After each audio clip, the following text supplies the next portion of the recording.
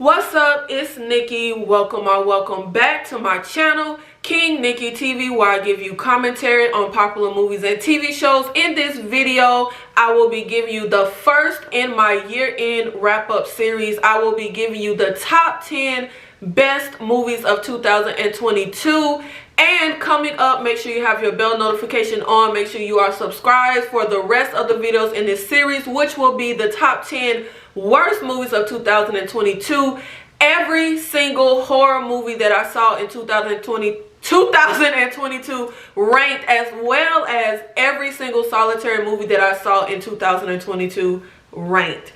Now, I will also be doing best to worst TV series of 2022. Now, this has been quite a year for content in general, movies and television, and there has been a lot of people that have said that this has been one of, if not the best year for horror. Now, as a tried and true, through and through horror fan, die-hard horror fan, I don't know. At the end of the series, we will answer the question of if this has been the best or one of the best years for horror. Let's see how horror stacked up when it comes to my top 10 best movies of 2022. How many made the cut? Did any make the cut? Let's get right into it. Coming in at number 10 is a movie called Midnight. It is an Asian movie about a serial killer that stalks a deaf woman and her deaf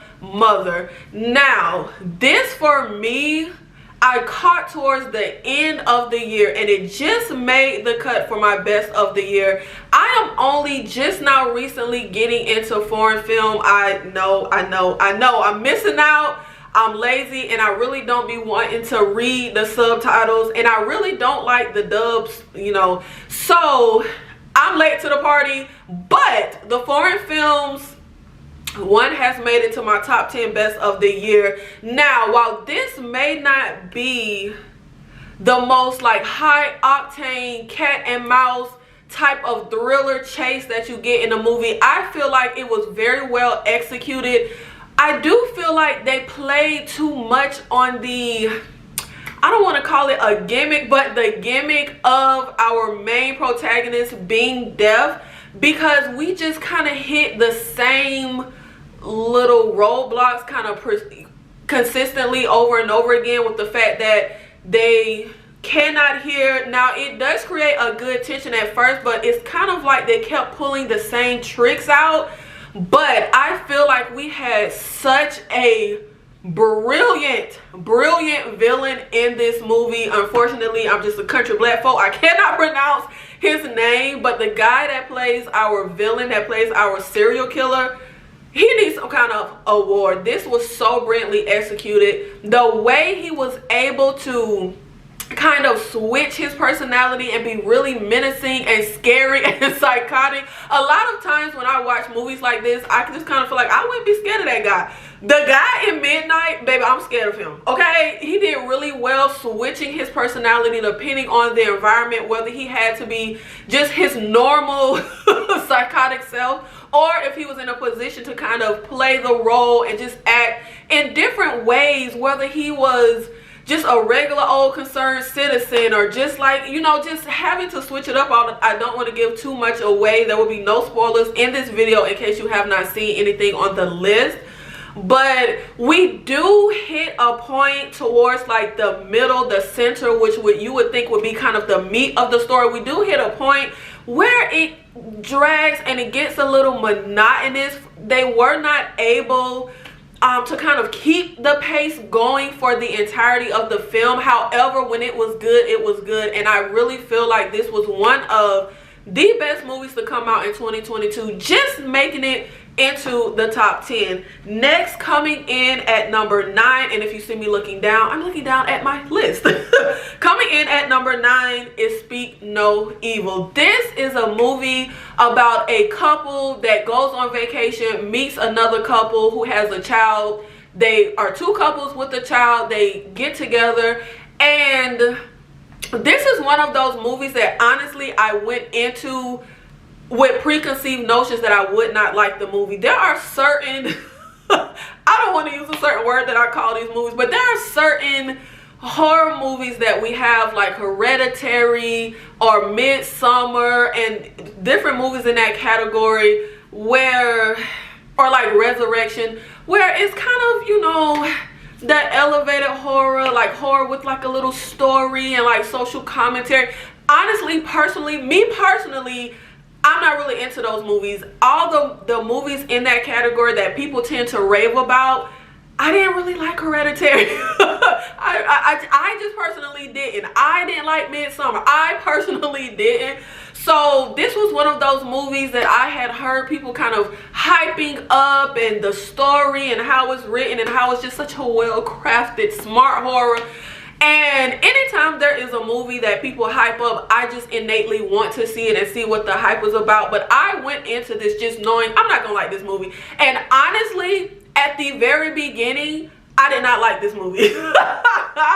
I literally was like texting with my friend about the movie, and I was like, yeah, this is not a good movie. This gonna make my worst of the year list. Like, I literally said that. However, as the movie went on, I started to appreciate it more, and upon rewatch, which on my rewatch I did not see it in its entirety, it is just one of those movies that for me, it shows a certain thing that for me is not on an entertaining level, that I just don't care to see it again. So on rewatch, I did not see it in its entirety. However, the way the movie is written, I do feel that that beginning segment, I get it, but I would have appreciated if it didn't feel so humdrum or mundane. For me personally, I do get it though, but this is one of those movies that really grinds my gears, and it got me really worked up and agitated, because there is one thing that I cannot stand when it comes to horror. You can give me the most generic horror movie, you can give me the worst CGI and fake blood, but the one thing that just is, for me personally, and as a movie viewer, we all just have that thing that we don't like. I cannot stand when characters have to just be so otherworldly, idiotic to move the plot forward. Like, I cannot stand that. I cannot stand for characters to just make the dumbest decisions, and that is pretty much this movie. Our two main characters, the main innocent couple, just makes a series of terrible decisions. And I get the commentary on being nice to the point that you ignore your natural instincts of danger or something being off. But it was just decisions being made when stuff was so blatant that I was like, come on, there is no one that would make these types of idiotic decisions. And especially in a situation where you would think the natural instinct to protect a certain person would overweigh your instinct of being nice, etc., etc. But I really loved this movie, and I was pleasantly surprised. And I don't know if my very low expectations played into my viewing experience, but I really thoroughly enjoyed this. I felt like they did what they set out to do, and despite how idiotic the characters were and how much I hated them, by the time we got to the pinnacle moment, I still felt immense empathy, even though in that pivotal moment they were still freaking stupid. I do not understand how someone gets you with like really no weapon or force, honestly. And there is someone that pays the price for the couple's just idiotic, just unwillingness to freaking fight, that will really freaking anger you. This ain't the movie that my mama would watch. Like, she could not sit through this. She could not stomach it. Something happens to someone in the movie, which is why on my rewatch I did not see it in its entirety. But I feel like all of that anger and frustration, aggravation, agitation, just all of that building up in the viewer as you watch, I do feel that is intentional, and it plays a part in kind of the point of the story, especially once we get to that pivotal moment. It is really interesting to me, the people who got to that pivotal moment and did not feel empathy for our main couple. Personally, I still did. It was freaking horrendous and freaking terrible. But I do feel like this was really, really well crafted. And it was just certain things from our evil couple that was very well acted that I was like, baby, how is every bell in you not going off? This is getting, like, first of all, it just was weird at a certain point. Then it got like, okay, we need to get the fuck up out of here at a certain point. And there was a point where I had to be mad at the innocent one, because I was like, baby, if you care about this item that much, then you need to keep your eye on it and not just be losing it and not knowing where it's at, because that messed us up. But anyway, Speak No Evil is coming in as my number 9 best movie of 2022. Now, coming in at number 8 is a movie called The Sadness, another foreign film. Now that I have gotten into foreign films, y'all, I just been running with them. And we have the second one that has made it into my best of 2022. The Sadness is an Asian movie. It is a zombie movie about a zombie outbreak that takes over this city. However, this virus is slightly different because you don't just turn into a zombie with the need to feed. You turn into a zombie with the need to feed and do sexual things. This movie is a level of insanity and ridiculousness, kind of like the Terrifier movies, where it's just so utterly ridiculous, but at the same time, especially if you're a gore fan like me, it is extremely entertaining. Sans some of the little sexual nature stuff. I don't like no kind of, you know, like assault type sexual stuff. Now, forewarning, if you haven't seen the movie, there isn't any graphic sexual assault scenes. There are none. However, there is a zombie graphic orgy. Yes, you heard me right. There's a zombie orgy in the movie, and it is as ridiculous as it sounds. But I actually was just so thoroughly entertained. Like I said, it is just the level of ridiculous of like the Terrifier. So if you're a fan of the Terrifier movies and you're a fan of zombies, extreme, brutal, gore, savagery, blood, you will love The Sadness. Now, coming in at number 7 is a movie that was released on Hulu, and it is called Fresh. And this movie is about a young lady who feels like she has given up on love, men, relationships when she randomly meets Sebastian Stan, who could just attractive, charming, and insanity ensues. I don't really want to give much away, but Fresh was a movie that I saw earlier this year that just had to make it in my top list, because for one, as I was going through the movies that I saw this year and my year-end wrap-ups, there were a lot of movies that I saw at the first half of the year that I completely forgot about. Fresh was not one of those movies. I never forgot about Fresh. I thoroughly enjoyed it. I actually did a full review on this, and I will insert the card here. But Fresh was fresh. It was a nice little idea. Now, the execution could have been a little better. There were some decisions made that I wasn't quite on board with.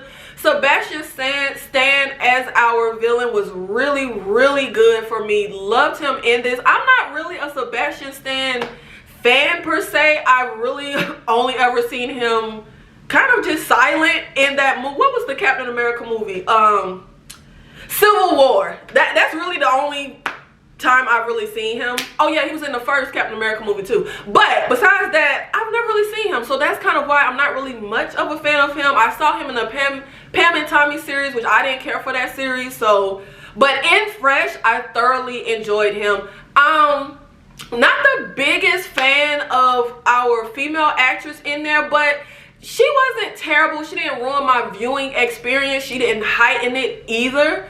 But this was really good. It kind of made some leeway, some things that didn't really make sense to me me or wasn't logical, and it went a little off the rails in the end. But overall, this was a really, really good movie in my opinion. Definitely one of the top to come out in 2022. Now, coming in at number 6, this is another movie that I went into pretty much like Speak No Evil, where I was expecting to hate it, and that is Jordan Peele's Nope, a movie about a brother and sister and a few others that are trying to capture this alien source, like saucer on film.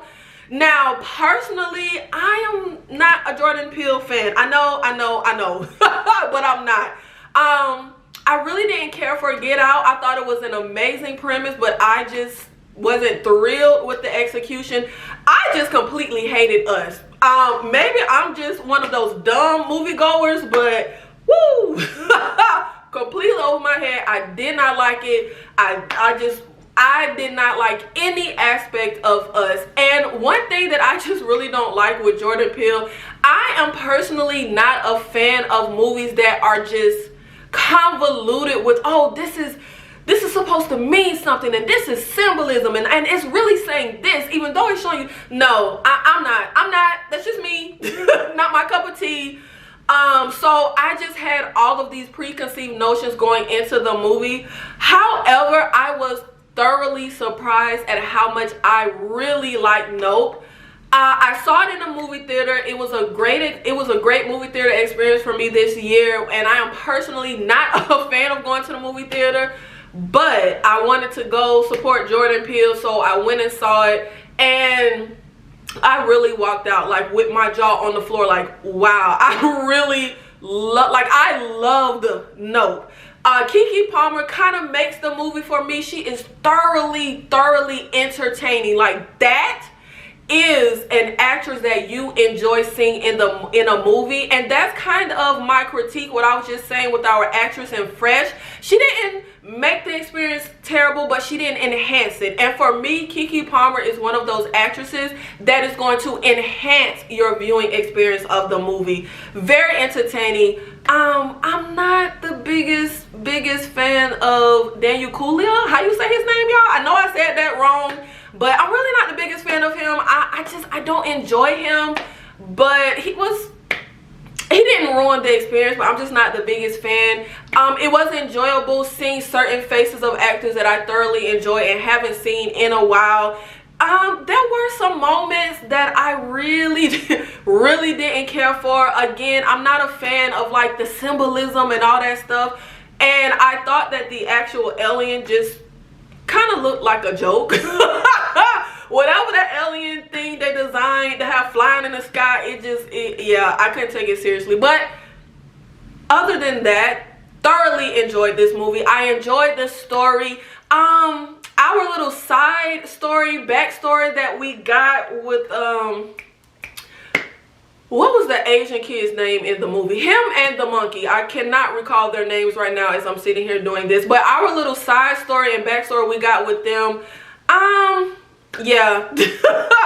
I won't really go too much into detail. I did do a full review on Nope as well, which I will insert the card here. But yeah, just wasn't the biggest fan of every aspect of the story. But overall, thoroughly enjoyed this movie. Definitely my favorite. Well, I mean, it's easy to say favorite Jordan Peele movie because it's the only Jordan Peele movie I like. Now, next up, we are now getting into our top 5 best movies of 2022. And honestly, for me, this was super easy. Some of my other lists were so freaking hard. This top 5 area of this was so easy. There was 5 movies that I was like, okay, these have to be top 5. Now, getting them in a certain order was a little harder, but I just feel like these 5 movies are the creme de la creme, as they say, of the crop of movies that we got this year. And coming in at number 5, this movie just had to be in the top 5. I was like, however I arranged this, The Black Phone has got to be top 5. The Black Phone is a horror that we got this year about a serial killer that abducts young preteen boys. Now, there are some plot holes. We get some things that don't really we could have did better with. But overall, I am obsessed with the Black Phone. First of all, I am just the biggest, literal biggest Ethan Hawke fan. Love him in this movie. And I'm not the biggest fan of teens or kids in movies. I'm just not. Y'all, look, don't make me have to answer for that. I'm just not. But I thoroughly enjoyed the two kids in this movie. I thought they were phenomenal. Literally phenomenal as far as their acting. Love them a lot. Love their characters. And for me personally, there is no mask that you can bring up from any horror movie in the history of horror movies where I feel like that mask, just looking at it, is scary in any shape or form. None. However, the mask in the Black Phone for me was creepy. No other mask in horror for me is creepy, scary, or any other adjective in the slightest. But the Black Phone mask, I was like, okay, yeah. Like if I'm trapped somewhere and I'm looking at that mask, I'm scared.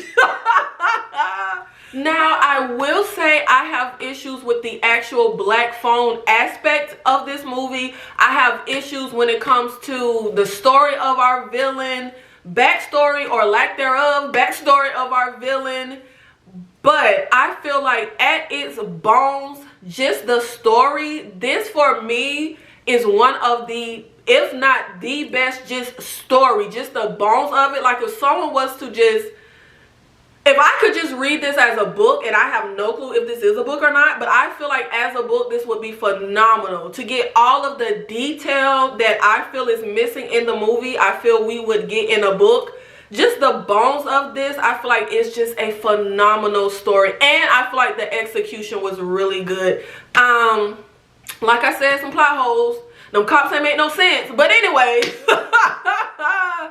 coming in at number 4 is another movie that I just knew I would hate. Yo, see, this is why you gotta kind of step outside your box sometimes, which I'm terrible at. But for the sake of my channel, I have just now started to step outside of my box and watch things that I'm like, yeah, that ain't my cup of tea. Now, this next movie isn't technically not my cup of tea, but it is kind of a sibling film to another film that I was not the biggest fan of, so I just knew I would not like this. Coming in at number 4 is Pearl. Pearl is the villain origin story, the sibling film of the movie X. I was pleasantly surprised at how much I liked Pearl, and honestly though, I liked it 10 times better on rewatch. The first time I watched it, honestly, I wasn't very blown away. I want to say I was a little bored, honestly, for the first, like, I don't know, a little over one half of the movie. Like, there were moments, but as a whole, that first half of the movie, little over half of the movie, I wasn't blown away. Now, once we get to like this pivotal moment right at the 3rd act, there's something that happens from a character that Pearl interacts with. Well, I perked up real quick. I was like, oh shoot. That's when it really became like magic for me at that moment. However, on rewatch, I do appreciate that first half a lot more. And I feel like what really carried it for me, because I am notorious to just cut a movie off in like 5-10 minutes if I'm not feeling it. But I feel like Pearl is one of the most interesting horror villains that I have seen. Oh man, just such a phenomenal and entertaining, batshit crazy villain to watch. So that is what really kept me hanging on for that bulk beginning portion where I felt like I wasn't overwhelmed with the execution of the movie, but the character of Pearl, the performance of Mia Goth who plays Pearl, man, pretty freaking brilliant. I would say Pearl would likely be one of the best horror movie villains of all time. I will say I didn't like a few aspects when it came to the story, as far as the motivation at the very end of the movie for Howard. Really, I didn't get it. That decision for that character made absolutely no sense to me at that point.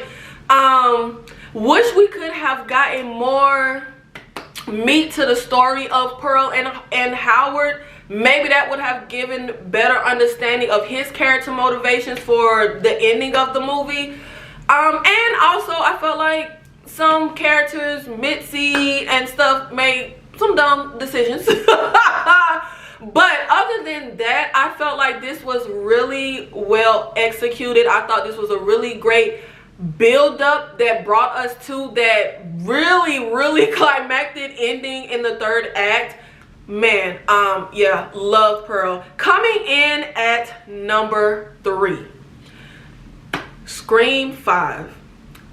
Y'all, okay, so I am a huge Scream fan. I love Scream, Scream 2, Scream 3, all the trash people talk about Scream 3. I actually thoroughly enjoy Scream 3. Scream for me is one of my favorite franchises ever, across the board. I am obsessed.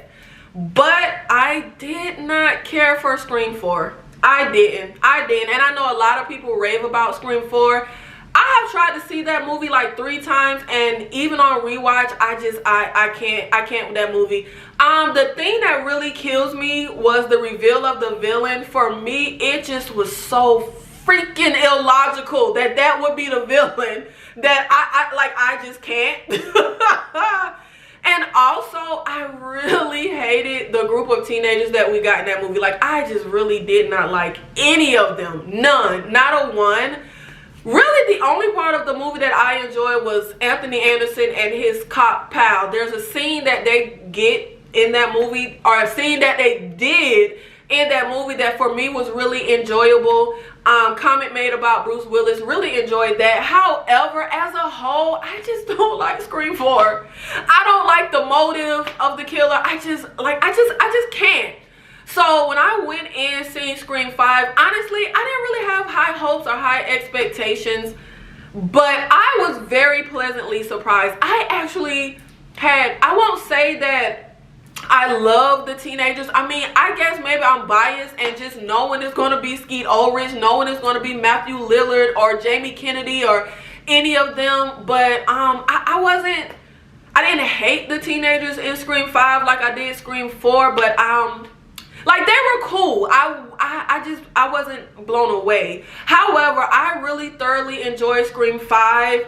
I do feel like the killer could have been better. It was just so excruciatingly obvious who the killer was, that I'm pretty sure most people likely called it within like 5-10 minutes of watching the movie, which I felt like it was so obvious that I was like, this gotta be a joke. Like, they gotta be making this obvious because it ain't this person. But yeah, it was that person. A certain death scene made me so angry that I cut the movie off, and I was like, I'm done. I don't even want to finish watching it. But it also is one of the reasons why I love Scream 5 so much, because I felt like, okay, we're getting something real. We're really taking like some risks. We're really going harder with this. I also went into this kind of not really expecting much, because it wasn't written by Kevin Williamson. It wasn't directed by Wes Craven. However, I really felt like they did those guys justice. I personally really enjoyed the script. I really enjoyed the movie. I definitely feel like I'm putting Scream 5 above Scream 4. And I don't like just calling it Scream. I feel like that was so stupid. It's Scream 5. Like, let's just call it Scream 5. I have no idea why they couldn't just put the little number 5 at the end of it. I hate calling it Scream. Like, we have Scream, okay, babes, it's from the 90s. We got Scream. This is Scream 5. I don't know why they did that, but anyway. Now we are in the top 2, our top 2 best movies of 2022, and honestly, this was so freaking hard for me to this top 1 and 2, on any given day, it might switch. It might. But coming in at number 2 was the movie that for me was the best movie theater experience that I had this year. And for me personally, if you see a movie in the movie theater, the movie theater experience plays a role in how you ultimately feel about a movie or how you would ultimately rank the movie. It's not just the artistry and the writing and the directing, and that movie theater experience plays a role. And The Woman King, coming in at number 2, was my number 1 favorite, best movie theater experience this year. The Woman King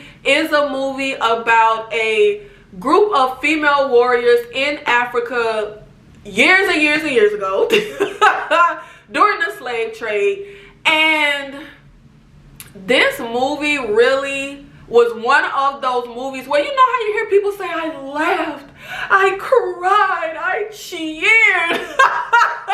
This was literally that kind of movie. I mean, y'all, for me, this was the best. For me, The Woman King is the number 1 best ensemble cast in a movie in 2022. Period. Hands down. Everybody was so freaking top tier, phenomenal. The action, the story, the dialogue, the script, the scenery, the direction, like everything was so freaking on point with this movie. It had some flaws, but this was literally, I mean, like, I was blown away.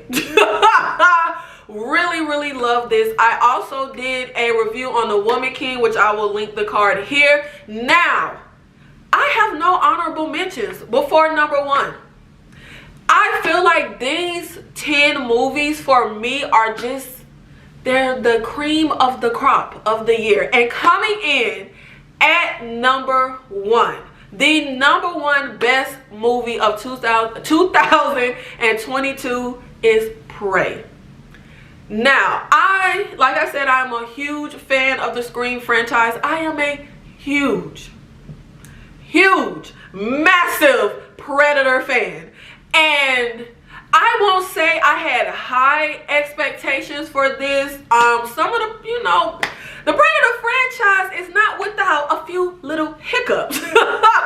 And honestly, I was like, babe, we're going way back with like bow and arrows. Like, how is niggas finna fight a Predator with bow and arrows? So I didn't really have high expectations. Child, they executed this perfectly. They really, for me, brought the Predator franchise back to the bones of what it should be. They brought Predator back to the bones of what it should be in general when it comes to that character. I thoroughly enjoyed this. I really loved our lead. For me, the lead and that dog was my favorite characters in a movie this year. Like, I was so obsessed. And something else that for me plays a part into how you would rank a movie is the rewatchability. Is that a word? Rewatchability. I have seen Prey probably about 10 times in this 1 year alone. No other movie on this list have I rewatched that much in just this year. So yeah, for me, Prey is coming in as the number 1 best movie of the year. If 2022 ain't give me nothing else, it gave me Prey.